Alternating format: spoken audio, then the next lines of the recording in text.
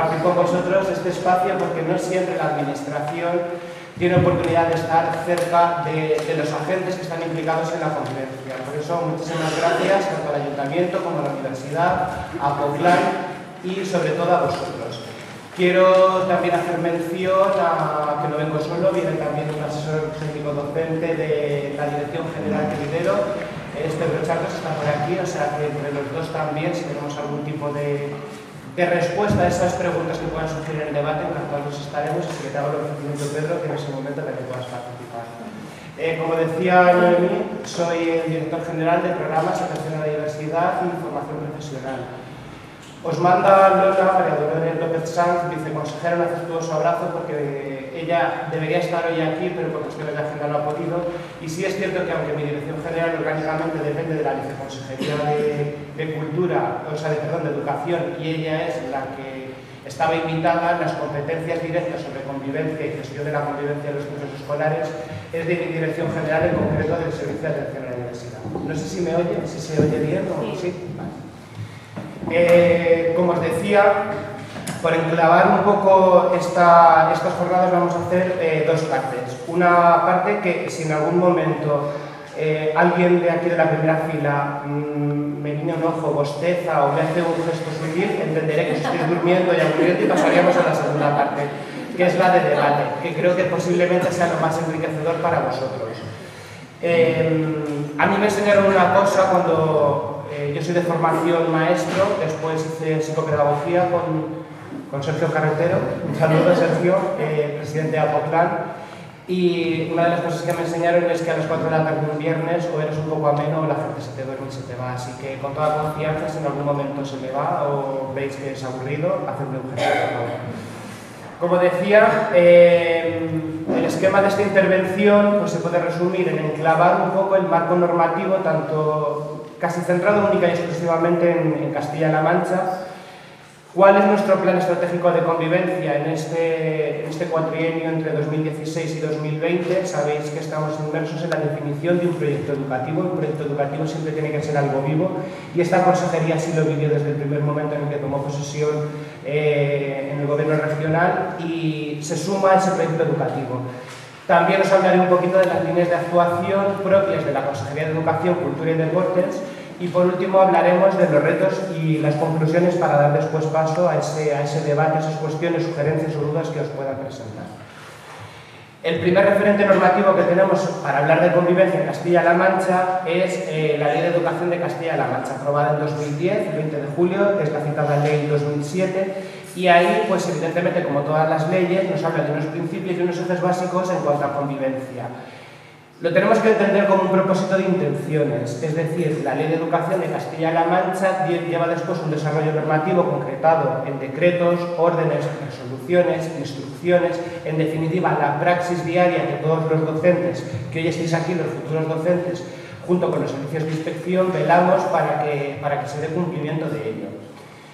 En definitiva, son ejes que venimos arrastrando desde hace tiempo y que está contemplado en todas las leyes de educación porque son los básicos, los pilares básicos sobre los que queremos sustentar nuestro sistema educativo. Educación en y para la convivencia, instaurar una cultura de paz, convivencia democrática, participativa, no violenta, que respete los derechos y las oportunidades de igualdad entre hombres y mujeres, la diversidad, etc. ¿Cómo concretamos después de esta declaración de intenciones de la Ley de Educación? Ya en los documentos programáticos de los centros. Todos los que estéis aquí entiendo que lo conocéis, pero si no, pues hablamos de un proyecto educativo. El proyecto educativo se tiene que entender también como un plan de convivencia. De ahí que uno de los documentos más importantes de ese proyecto educativo sea la Carta de Convivencia, que es de obligado cumplimiento para todos los centros y asumidos por toda la comunidad educativa. Y quiero resaltar eso porque parece que a veces se puede distorsionar que todo lo que suena educativo es únicamente competencia de la escuela, de los gestores de la educación, de la administración. Todo lo contrario. Este proyecto educativo, esta carta de convivencia que se refleja en el proyecto educativo, tiene que ser un proyecto de comunidad. en el que participen las familias, los docentes, los alumnos, y para que participen, para que se lo crean, tienen que participar en su elaboración, en su aprobación y sobre todo en su cumplimiento. Y luego, ¿cómo lo concretamos? Pues dentro de las normas de convivencia, organización y funcionamiento de los centros, pero si vamos un paso más allá, también estas normas de convivencia, organización y funcionamiento las encontramos dentro del aula.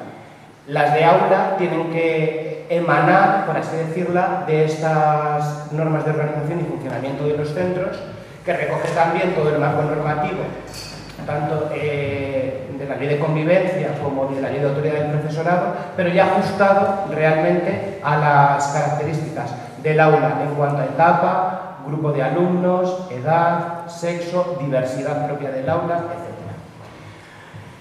Fuimos pioneros y tenemos que sacar pecho y orgullo a la hora de decir que fuimos una comunidad autónoma pionera en legislar mediante un decreto de convivencia allá en el 2008, el decreto 3/2008, en el que se concretaba pues un marco general para reflejar tanto actuaciones dentro del centro, fuera del centro, relacionadas y vinculadas con la convivencia y con esos valores democráticos que tenemos intención de trasladar. Hablábamos no solamente de medidas directas cuando surgen problemas de convivencia, sino también medidas preventivas, asumidas como compromiso de convivencia, y ya os digo, no solamente por los gestores de la educación, sino por toda la comunidad educativa, todos esos agentes.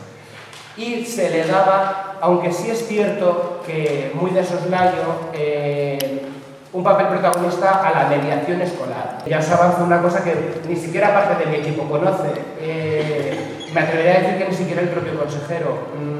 El otro día, después de mantener una reunión, creí oportuno en que en algún momento la Comunidad Autónoma de Castilla-La Mancha tiene que volver a retomar el decreto de convivencia para actualizarlo. Es cierto que se están demostrando, y ya empíricamente, los beneficios de la mediación.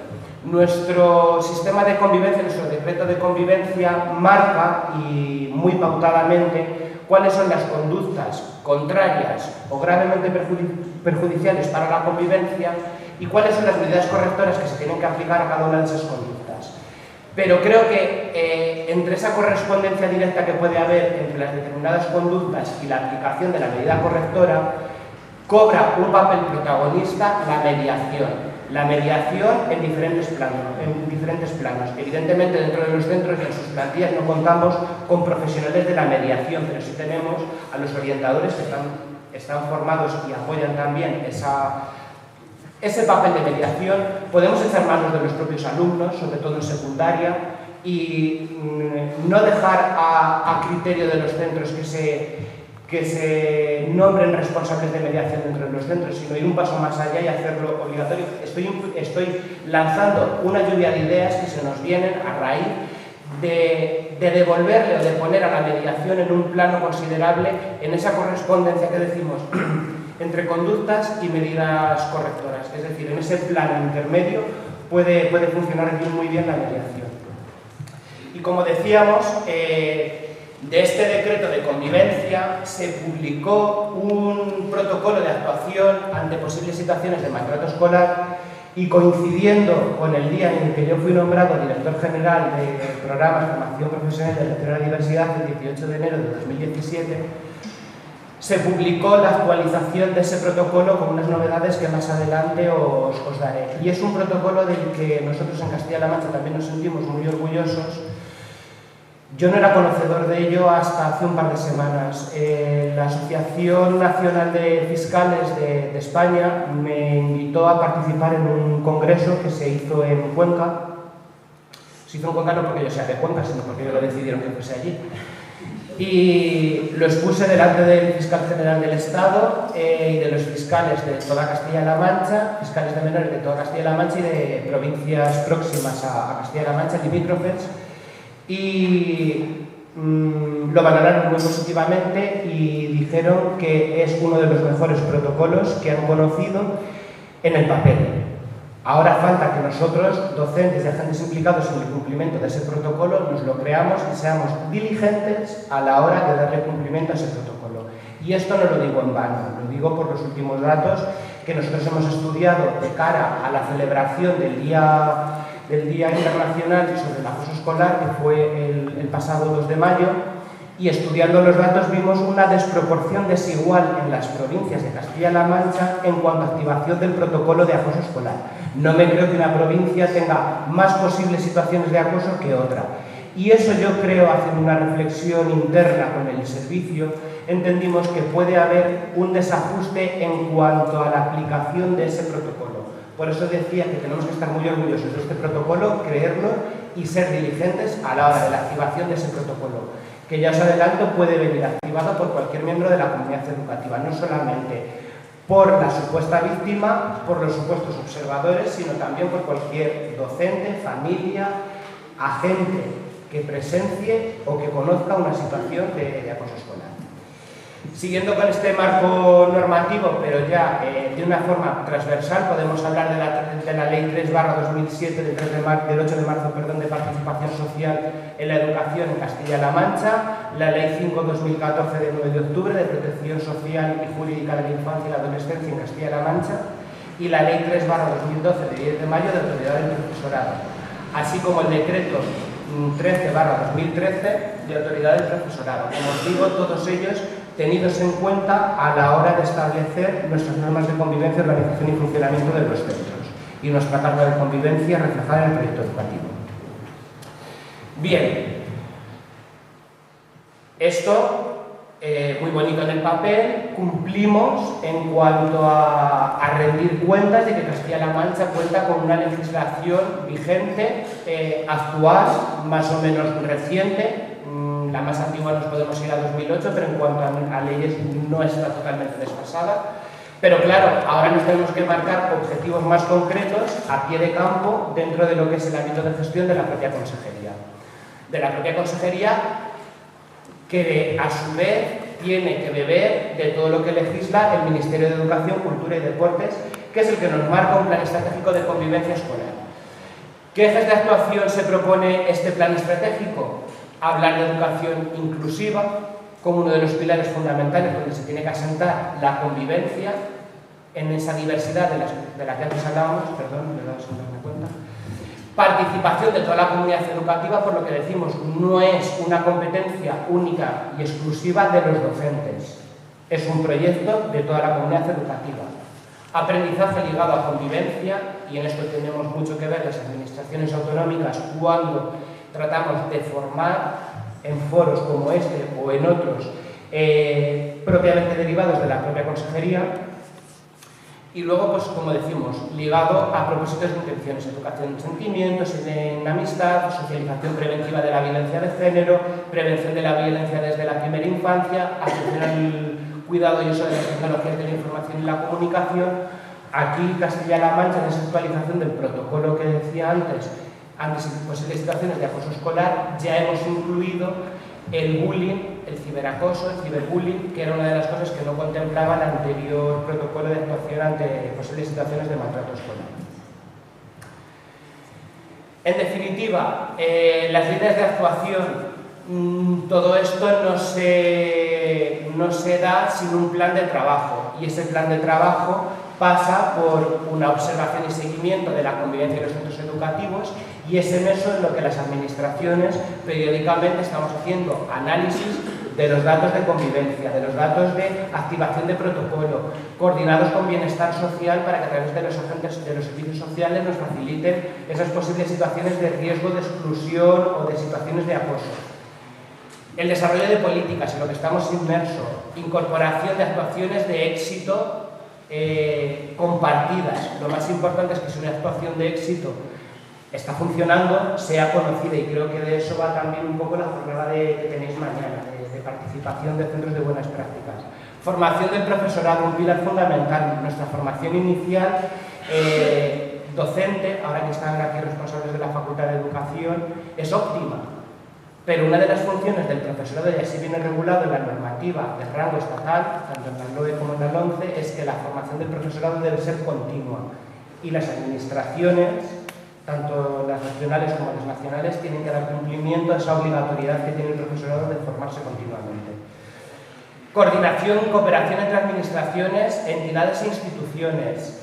En este punto yo quiero resaltar también, y sacando ese orgullo del que llevo hablando toda la tarde, esta administración, la Consejería de Educación, Cultura y Deportes, firmó el verano pasado, en 2016, un convenio de colaboración marco con la Consejería de Bienestar Social y de Sanidad para trabajar conjuntamente en unos pilares básicos. Uno de ellos es el que ha dado como fruto los protocolos coordinados de actuación para atención a los niños y niñas trans, ¿vale? Porque siempre defendemos una máxima: lo que para educación es un alumno, para bienestar social es un usuario y para sanidad es un paciente, pero no se nos tiene que olvidar que es la misma persona llamada de 3 formas diferentes. Entonces, en ese trabajo hemos desarrollado el protocolo de atención a los niños trans, niños y niñas trans, también el protocolo de coordinación de atención a los TDAH y el programa Tú Cuentas de prevención del acoso escolar. En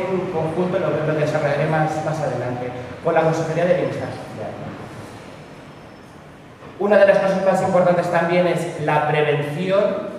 Por eso insistimos en que si desarrollamos cada uno de los agentes de educación nuestro papel en el plano que nos corresponde en todas las tareas de sensibilización y prevención, muchos de los casos de acoso escolar no llegarían a ser tales.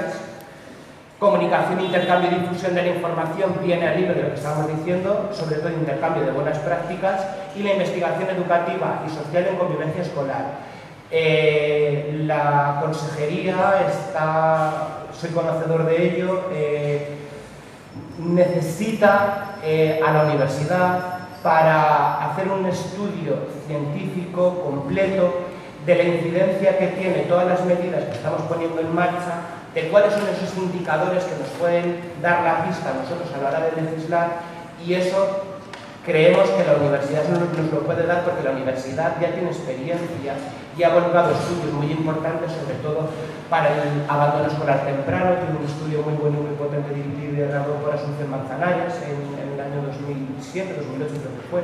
En definitiva, creo que si la tónica y las políticas actualmente vienen para trabajar en convivencia, creo que tendremos que establecer, y os tiendo la mano para una colaboración con la universidad en ese sentido.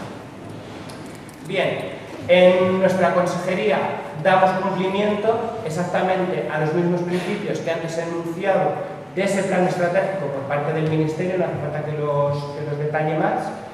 Desde la Administración, ya aterrizando algo más concreto y tangible de lo que estamos haciendo en estos 2 años prácticamente que llevamos de legislatura.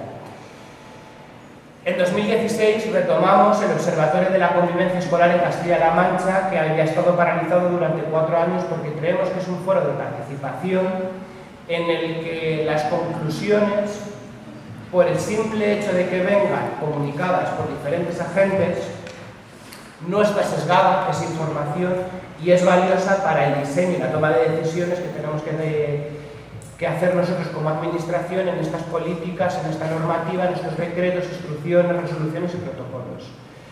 Como bien decía, estamos recogiendo sistemáticamente datos e información sobre las situaciones de acoso y ciberacoso a través de la Inspección General de Educación, y en los centros educativos hay que poner en valor, porque está muy desconocido, una figura que existe en los consejos escolares de centro y los consejos escolares de localidad, que es el responsable de impulsar los valores de convivencia e igualdad entre hombres y mujeres.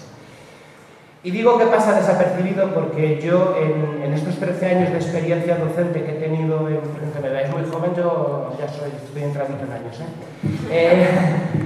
en estos 13 años he participado como jefe de estudios, como director en una escuela rural de la provincia de Cuenca, y creo que esta figura ha pasado muy desapercibida dentro de los centros, y creo que es, como decía antes, momento de creerlo y de empezar a darle competencias, porque la brecha de desigualdad que estamos encontrando en el trato entre hombres y mujeres o entre personas con y sin discapacidad, si no la cuidamos, se puede empezar a ensanchar. Estamos en un momento óptimo para estrecharla porque estamos lanzando muchísimas campañas, creemos que hay conciencia social, respaldada también por los medios de comunicación y, como decía antes, por otras consejerías, y tenemos que empezar a devolverle el valor a esas figuras que de forma prescriptiva tienen que estar en cada uno de los centros y de los consejos escolares. Y luego, con el informe que se elabora al finalizar el curso, se analiza y se pautan actuaciones futuras sin perder de vista lo que ha ocurrido en ese balance que hacemos y que recogemos en ese informe. He comentado el Observatorio de la Convivencia, ahí tenéis una fotografía para que veáis. Tiene su sede en la consejería y es un foro bastante amplio.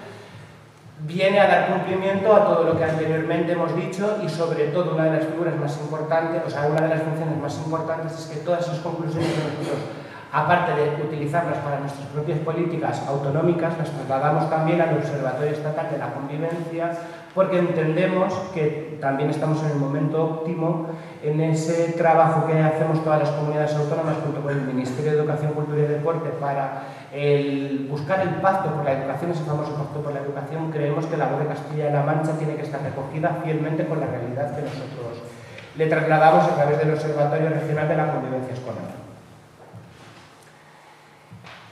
A modo, para que le veáis la funcionalidad, el protocolo, la actualización del protocolo ante posibles situaciones de acoso escolar en los centros públicos no universitarios de Castilla-La Mancha nació de ahí, y de ese seno del Observatorio Regional fue donde se incidió en la necesidad de incorporar el bullying, el ciberbullying, el ciberacoso, todo el uso de redes sociales como forma también de acoso escolar, que hasta ahora en el anterior protocolo no estaba reflejado, y sobre todo el establecimiento de medidas preventivas y los procedimientos de actuación. ¿Qué nuevos retos tenemos y actuaciones a realizar en ese observatorio? Seguir en el estudio de la situación de la convivencia en Castilla-La Mancha, elaborar una guía de recursos para la mejora de la convivencia escolar en centros educativos, elaborarla y darla a conocer. Para ello tenemos una herramienta muy valiosa que es nuestro portal de educación, en el que día a día estamos incorporando, no solamente para docentes, ese portal de educación es de utilidad para toda la comunidad educativa. Tiene una pestañita alumnado, profesorado, familias, y ahí tenemos por bloques documentos de apoyo, y no única y exclusivamente para docentes, sino para cualquier miembro de la comunidad educativa, para el desarrollo de todos esos protocolos y actuaciones que estamos llevando a cabo. Y sobre todo las medidas de sensibilización. En las medidas de sensibilización no estamos solos, y un claro ejemplo de que no estamos solos es lo que estamos viviendo hoy aquí, a iniciativa de la Universidad del Ayuntamiento y con la colaboración, no sé si también la organización de APOCLAN y la Administración, estamos debatiendo sobre convivencia. Orgulloso también estoy del trabajo que estamos realizando en la Dirección General. Yo me he incorporado a este campo de trabajo hace 3 meses, venía de la Dirección Provincial en Cuenca de Educación, Cultura y Deportes, y el 18 de enero, como bien decía, me incorporé como director general a un trabajo que ya estaban haciendo en el servicio, que es la elaboración de dos decretos potentes, que son el de atención a la diversidad y orientación educativa. Fuimos referentes en la Comunidad Autónoma de Castilla-La Mancha con aquel famoso decreto 138 de 2002, en el que se regulaba la atención a la diversidad del alumnado, y actualmente, hace unos años, se hizo un decreto que, al margen de valoraciones personales, la comunidad educativa nos ha hecho sentir que no era operativo porque los juntaba en un único decreto la orientación y la atención a la diversidad. Nosotros nos hemos propuesto no desligarlos, sino diferenciarlos en 2 decretos, pero que vayan caminando a la par. Nos marcamos como fecha para que viesen la luz estos decretos junio de 2017. Pero es cierto que nos ha marcado un poco el Congreso Internacional sobre Convivencia que hubo en Asturias, en el que participó la jefa de servicio y una asesora técnico-docente, y vinieron como si, Pedro, nos lo digas, como si de una secta se tratase.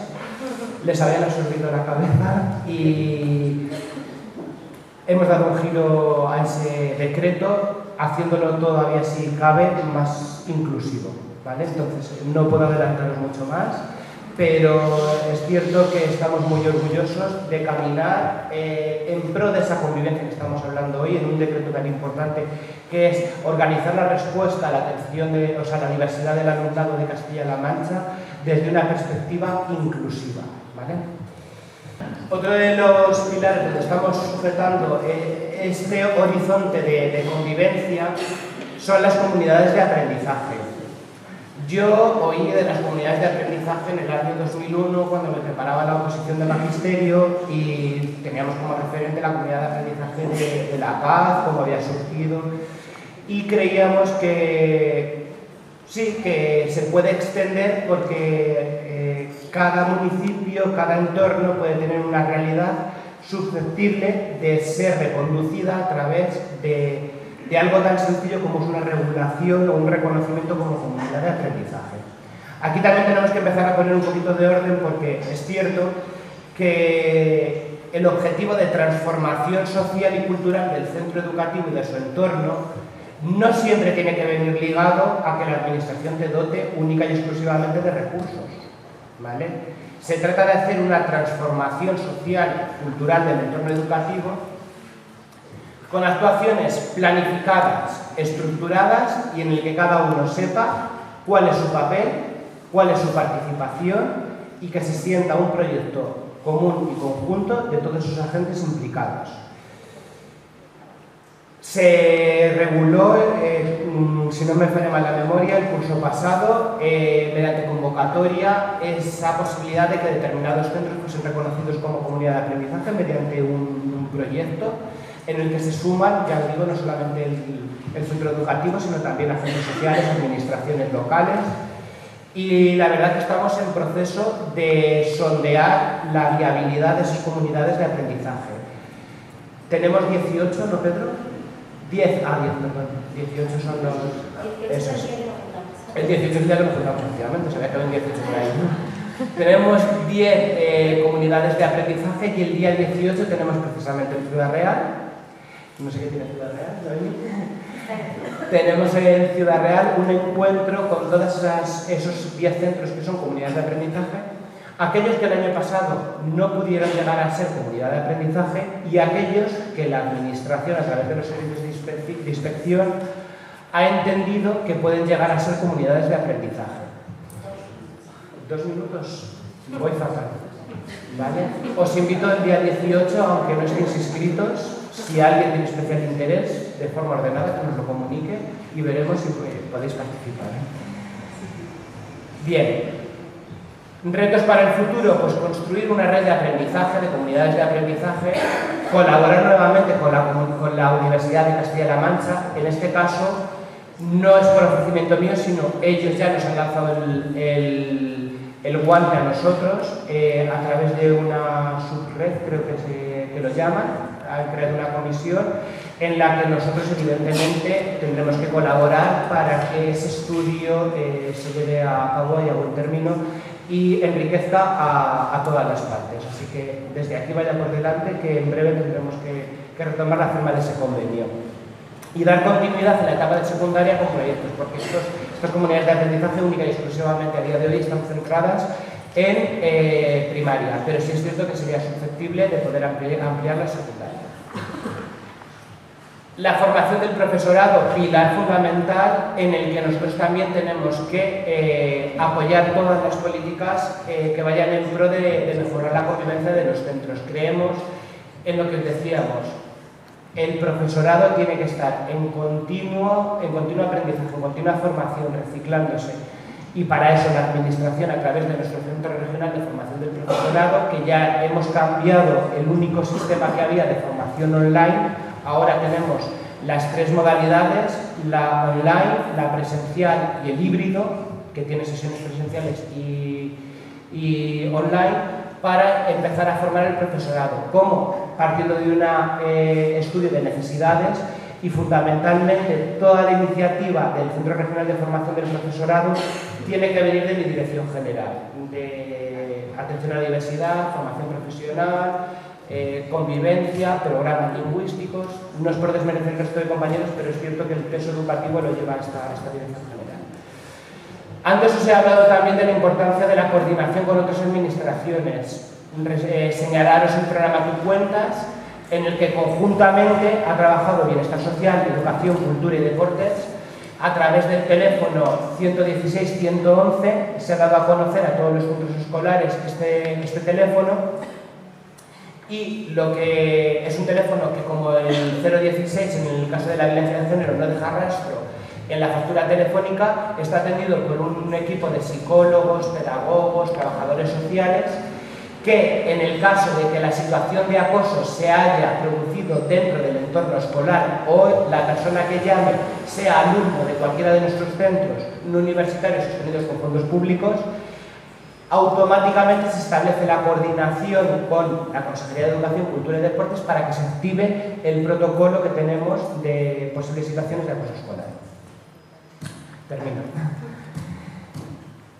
Y he estado hablando durante toda la tarde del protocolo en situaciones de acoso escolar. Esta imagen que tenéis ahí abajo es uno de los ejemplos que tenemos en el portal de educación. Es algo muy visual en el que se dan a conocer las novedades que suponen este protocolo. No quiero terminar sin deciros que, como novedad fundamental, es que en 48 horas, una vez conocido la posible situación de acoso escolar, se tiene que constituir dentro del centro educativo una comisión en la que está el equipo directivo, el orientador y un docente para analizar e identificar los agentes, posible víctima, posibles acosadores y, ojo, los observadores. Los observadores en una situación de acoso escolar son determinantes porque pueden ser reforzadores de esa situación de acoso, reforzar al posible agresor, al supuesto agresor, o por contra, paliar esa situación.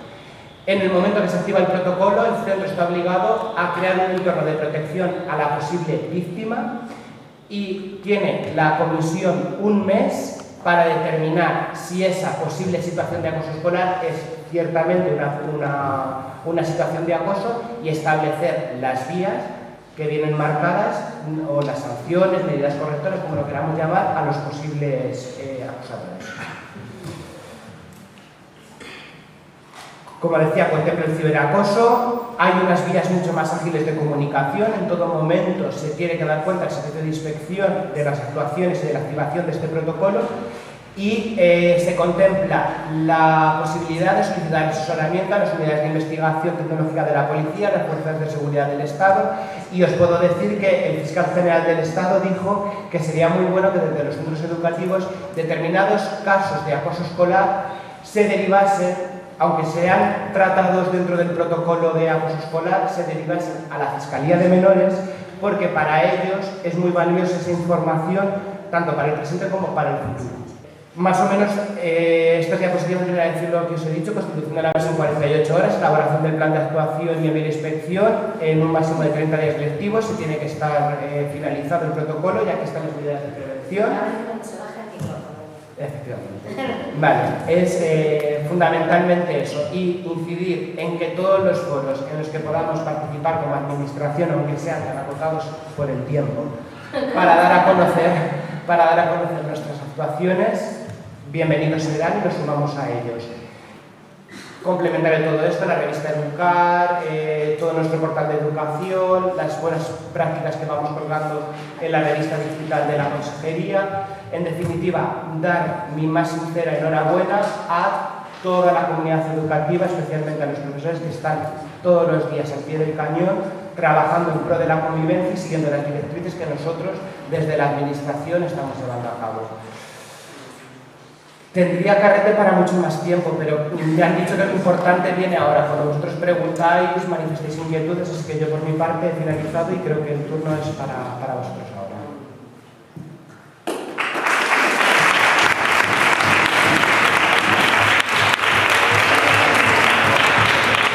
Me ha gustado mucho lo que has dicho de la mediación, porque yo lo veo una herramienta fundamental, la llevo implementando muchos años en los centros. Pero, por ejemplo, en mi centro sí que he visto que cada año implementamos más herramientas de apoyo entre iguales y el número de mediaciones, que vamos haciendo un seguimiento todos los años, se está reduciendo. Con esto quiero decir, lo veo una herramienta muy interesante, pero no hay que descuidar, de hecho lo dije en la jornada de convivencia el año pasado, y y veo muy bien que se obligue de alguna manera a los centros a implementar esas figuras, porque el número de centros que tiene esos programas desgraciadamente no es muy alto. Además de la mediación, apoyarlo con estrategias de prevención tipo la ayuda, Pigmaliones, PET, guías, bueno, hay varias experiencias al respecto que creo que dan buenos resultados. Y en la línea que Ana nos habló ayer y tal. Y una segunda pregunta, porque me gusta que le vayáis a dar una vuelta al decreto de atención a la diversidad, pero es verdad que aparte de que hayáis visto cosas muy interesantes en Asturias, sí que ha habido un proceso que yo he visto muy interesante de participación de toda la comunidad educativa para hacer alegaciones al decreto, y me gustaría pensar que todas esas alegaciones, para que fueran en una línea más inclusiva y respecto al decreto de orientación y otras cosas, pues también se tengan en cuenta. La labor preventiva dentro de la mediación es básica y fundamental, es decir, no podemos formar a alumnos en mediación porque es viable, no podemos ser profesionales, pero sí que podemos darles herramientas para que, como tú dices, no llegue a un proceso de mediación que es cuando ya ha aparecido el conflicto, sino para que tengan habilidades sociales para cohesionar grupo, para relacionarse. ¿Entiendes? Entonces, cuando yo hablo de la mediación, incluirla como paso intermedio entre esa correspondencia entre actuaciones, conductas disruptivas o conductas realmente perjudiciales o contrarias a la convivencia y las medidas correctoras, cuando hablo de mediación como punto intermedio, evidentemente ahí tiene un papel protagonista. No la mediación como tal cuando ya ha aparecido el conflicto, sino toda la tarea preventiva que se tiene que hacer en trabajo de valores, lo que te decía antes, en darle al alumno las herramientas para la cohesión social antes de llegar a una mediación cuando ya apareció el conflicto. Y con respecto a lo que me decías de atención a la diversidad y orientación, es verdad que me he pasado muy por alto y he puesto solamente en valor ese congreso de Asturias. A ver, eso ha sido lo último, pero hasta llegar a ese punto hemos articulado dentro de la consejería una red de participación sin precedentes en la Consejería de Educación, Cultura y Deportes, en la que se le ha dado voz, creemos que a todo el mundo, mediante comisiones provinciales en las que han participado directores, orientadores, PTSCs, educadores sociales, jefes del departamento, luego comisiones regionales en la que se ha trabajado con los jefes de servicio que trasladaban la voz de esas mesas provinciales, sindicatos, asociaciones profesionales como pueda ser APOCLAR o como ahora tengo también la de profesores de FOL, que quieren participar también ahí en el decreto de orientación. En definitiva, ese documento de herramienta que os dimos de inicio para trabajar el borrador de decreto de atención a la diversidad y orientación no tiene nada que ver con lo que hoy tenemos, gracias a todas las aportaciones que en mesas provinciales, regionales, consejos escolar, mesas sectoriales tendrá que pasar, se ha ido enriqueciendo, ¿vale? O sea que, tranquilo Sergio, que todas vuestras voces, las que han sido viables, están ahí. Solo una observación, aunque creo que acabas de decirlo ya más o menos tú, pero para hacer una reflexión que he pensado cuando estaba hablando Sergio. Soy maestra, he estado un tiempo como equipo directivo y una cosa de las que sí que creo que nos equivocamos en los centros con la mejor de las intenciones y sin ser conscientes de que se podría mejorar es que cuando hacemos los programas de alumnos de ayudantes, de mediadores y tal, yo vengo de primaria, se hacen en muchos centros, por lo menos en los que yo conozco, formación ya directamente a los alumnos mediadores, ¿no? O a los alumnos ayudantes. De tal manera que además suelen ser los que ya se ha hecho una selección y son los que ya de por sí ya tienen esas habilidades sociales y por lo tanto son los que menos lo necesitan, ¿no? Porque ya las llevan un poquito ellos de serie pues por su casa o lo que sea. Y entonces yo creo que nos quedamos ahí un poquito cojos porque yo creo que ese tiempo que se dedica para hacer la formación de 2 o 3 alumnos de cada aula, ese mismo tiempo se debería dedicar a lo mejor a todos y esa formación específica que se da a los alumnos ayudantes debería dedicarse a todas las aulas, o sea, al grupo clase en general, aunque luego se eligiesen esas figuras, ¿no? Pero la formación que se da en los programas de alumnos ayudantes debería darse a todos y luego ya pues tener esas figuras, ¿no? Pero que de esa formación que se da específica y que muchas veces incluso creo que la Junta las ha promovido, incluso hablo de hace bastantes años fuera del centro y específicamente para esos alumnos con profesionales además muy buenos y muy bien formados en mediación. Creo que es eso, creo que esa formación se dedica solo a ese porcentaje mínimo de alumnos y que sería muy enriquecedor que se diese así, porque si no, queda como siempre.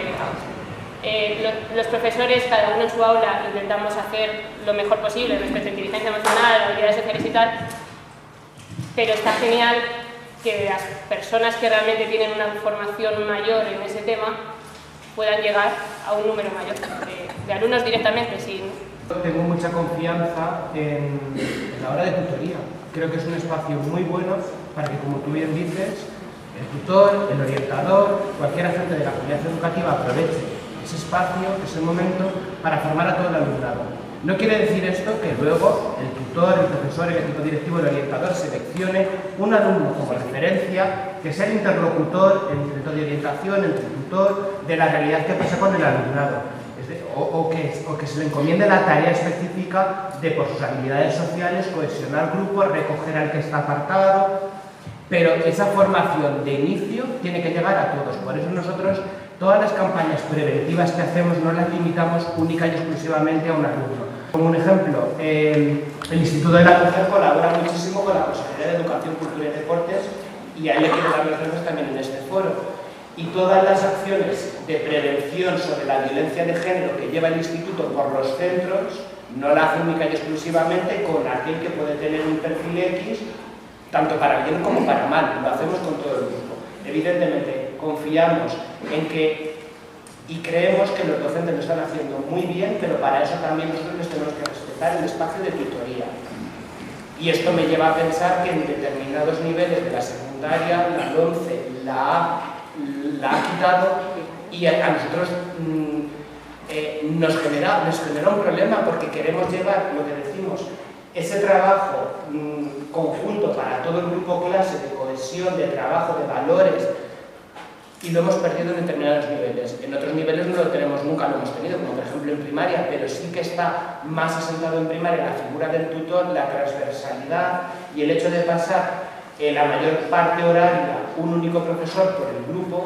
Le es más fácil trabajar dentro de sus áreas esos valores o ese trabajo de tutoría que antes decía. O sea que totalmente de acuerdo en lo que dices, y es cierto que has calcado la realidad de los centros en tus posiciones. ¿Alguna pregunta más? Yo en este caso puedo decir que estoy aquí como madre, y entonces pues estoy muy relacionada con el centro, con los centros, llevo trabajando prácticamente muchísimos años con ellos. Y yo en la práctica sí puedo decir, alumno mediador, yo mi hijo lleva varios años siendo alumno mediador, y yo más bien lo veo como una figura que queda muy bonita en la teoría. Me gustaría que la familia tuviese más participación, porque de hecho conocemos más. Yo he asistido esta semana a un consejo escolar donde un profesor me ha dicho, uno decía de los niños que no puede con los niños, que no sabe qué decirlos, y yo como madre he dicho que si yo en casa llamo la atención a mi hijo, a mí me gustaría que un profesor también le llamase la atención a esas horas. Es decir, que cuando está esa hora que está en el instituto, es decir, que un profesor no me puede decir que no puede hacerse con los niños. Perdón, esa no me he dicho todavía. Es decir, creo que a los padres podríamos aportar mucho y se lo debería preguntar más. Y luego otra cosa que he hecho aquí en falta, porque yo creo que la mayoría o son muy jovencitos y estáis estudiando todos, o la mayoría son profesores o todos muy jovencitos y todos los días, pero me gustaría ver sobre todo a profesores de instituto. Debería haber sido obligatorio esta charla. Me hubiese gustado ahora mismo ayer, que hoy hubiesen aprendido mucho, pero quizá hoy más de normativa. Yo las charlas de ayer que se las pasaría obligatoriamente a todos los profesores de instituto. He hecho aquí en falta esos profesores que están cansados, ojalá que a vosotros no os pase a ninguno, que no recuerdan por qué se metieron a dar, por qué se hicieron docentes, que han perdido eso. Yo no sé si es porque están cansados o porque quiero pensar que son docentes, porque pienso que es una profesión que debe ser por motivación. Pienso que ahí está la esencia. Entonces, ¿verdad? He hecho en falta a todos esos profesores. Estas charlas deberían ser obligatorias. Lo que aquí nos comentaron, de verdad, es que debe ser obligatorio en todos los centros, pero no en teoría, sino en práctica. Se debe escuchar más a los alumnos, se debe escuchar más a las familias. De verdad que podríamos aportar mucho. Alumno mediador no es el único eje que yo he traído hoy para hablar de convivencia. Es cierto que tiene una relevancia importante y es cierto que los centros lo ponen, pero no es obligatorio a día de hoy, ni creo que pueda llegar a serlo en un futuro esa figura como tal. Tampoco le podemos pedir al alumno mediador o alumno ayuda unas responsabilidades que no le corresponden. Y es cierto que el centro puede sacar pecho de esa figura que decimos por el éxito o el fracaso que ha tenido dentro de los suyos. Entonces, quizá en el centro en el que tú participas como comunidad educativa, hace esa lectura, pero realmente la utilidad que le puedes sacar es mucho más provechosa que simplemente un dato estadístico. Felicitar a todos aquellos alumnos mediadores porque, ya digo, es una responsabilidad que ellos asumen sin ser su competencia, porque creo que la competencia de un alumno es sacar su curso, aprender, beber de todo lo que puede sacar de ese contexto educativo, pero es cierto que esa responsabilidad la asume libre y voluntariamente. Hablabas de participación de la familia, totalmente de acuerdo. Nosotros, nuestra administración, estamos promoviendo la participación en todos los planos. De hecho, tenemos un espacio que se llama Consejería Abierta y eso lo queremos trasladar a los centros, que los centros sean espacios abiertos, pero eso sí, de una forma ordenada y organizada por los cauces naturales. Porque si no se hace así, corremos el riesgo de la desprofesionalización de la educación. Todo el mundo ha pasado por una escuela, todo el mundo ha pasado por un hospital, pero eso no te da conocimiento de todas las teorías pedagógicas y de todas las especialidades médicas, ¿vale? Entonces, a lo que vamos es que la participación ordenada, organizada dentro de la comunidad educativa para los docentes y para la administración es valiosísima. De hecho, esta misma mañana también ha habido un foro de debate en la propia consejería y nos han dicho, por favor, en el próximo decreto de orientación, a ver si hay un apartado específico para atención a las familias. Y quiero recordar, Pedro, corrígeme si me equivoco, lo he hablado con la jefa de servicio, lo tenemos plasmado en el nuevo decreto de orientación, un espacio en el que se regula la participación de las familias porque creemos que esto no es tarea única y exclusivamente de la escuela, sino de todos. Y tenéis mucho y muy bueno que aportar, eso sí, canalizado por los cauces por los que tiene que llegar y con una participación ordenada. Y por último, lo de los profesores de secundaria. Es una convocatoria, yo no sé exactamente cómo se ha extendido. Ahí me has hecho un piropo y me has dicho, esta ponencia debería ser obligatoria para los de secundaria. Yo te agradezco esas palabras, no por el mérito de la ponencia y mucho menos del ponente.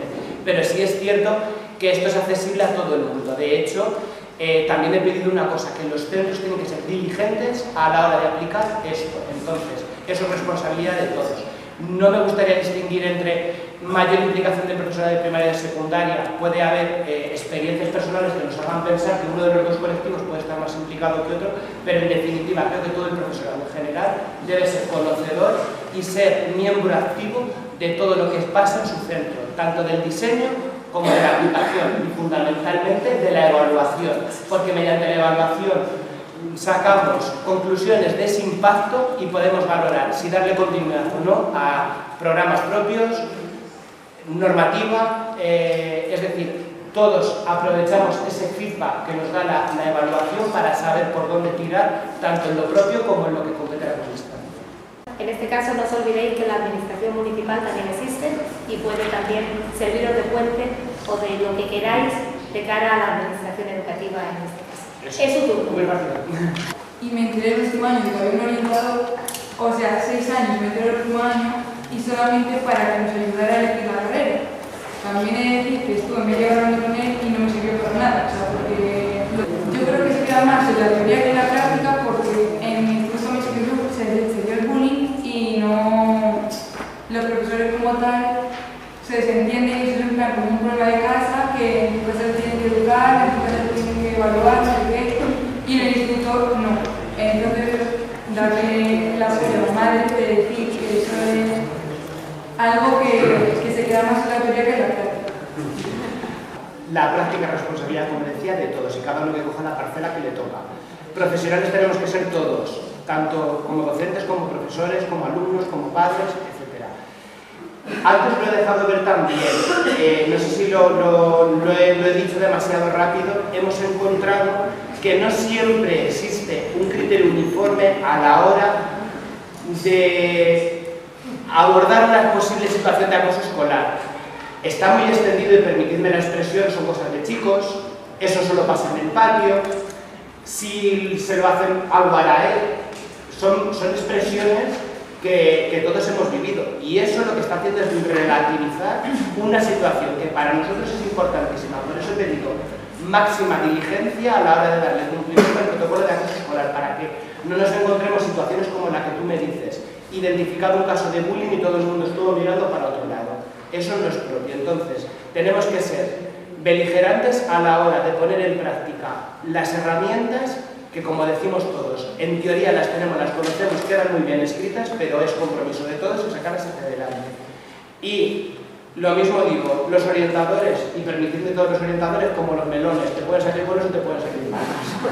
No, es broma, es simplemente decir, un orientador únicamente sus funciones no son la orientación académica, ¿vale? Entonces, los orientadores tienen unos pilares de trabajo grandísimos y es cierto que quizá se ha primado, se ha demandado mucho de ellos el trabajo con las dificultades de aprendizaje, con el diagnóstico de las dificultades de aprendizaje y en algún centro puntual pueden estar desbordados con esa carga y olvidar pues un acompañamiento, pero a mí me consta que en las programaciones que hacen los orientadores dentro de su departamento reservan siempre un espacio en secundaria para la orientación académica y profesional, ¿vale? Entonces, quizás sea una mala experiencia, ya te digo, pero no es la tónica general y yo personalmente estoy muy orgulloso de la red de orientadores que tenemos. Educación hacemos todos y todas y en este caso yo me quedo con la petición que como municipio os puedo hacer a cada uno de los sectores representados aquí. A los profesionales, la máxima profesionalidad. A la administración, que cuente con los municipios, que hay que regular, hay que contar con que el aprendizaje social, de habilidades sociales, quiere decir, no se escribe en los libros de texto, pero necesita también de inversión de tiempo, de personas y de voluntades. Para los centros, no dejéis de trabajar en educar en convivencia y no miréis nunca, sería mi llamado para los centros de ciudadanía, donde sé que estas jornadas son regionales, no dejéis nunca de pensar que estamos todos enseñando. No miréis nunca hacia el otro como si fuera su responsabilidad, sino mirad a los puentes donde la responsabilidad de los padres, de los docentes, de los alumnos, del resto nos encontramos. Y dejo para último para mi ciudad, yo no quiero una ciudad que criminalice el tema de la convivencia. Yo creo que tenemos que seguir intentando aprender a convivir en positivo y a educar para la convivencia en positivo. Con eso me quedo, y con la satisfacción y con el agradecimiento de que las administraciones locales, regionales al menos, y en este caso también las instituciones municipal, educativa y universitarias, tenemos redes. Y los padres y las madres son parte de todas ellas. Tenemos que cortar y dar paso al siguiente y permitirme que nos hacemos media charla de la siguiente porque le tengo que dar de verdad. No.